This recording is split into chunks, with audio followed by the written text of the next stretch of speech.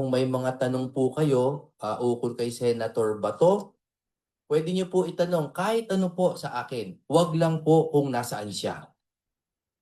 Dahil sinasabi ko na po totoo at ito po ay directed sa ating pong kagalang-galing na sekretary ng DOJ. Hindi ko po alam, hindi ko po nais alamin at ito po ay galing sa puso. At dahil po gusto namin na kami ay makapagsilbi kay Senator Bato in a secluded and academic way para ho hindi mapoliticize yung aming pag-iisip sa kanyang mga legal defenses.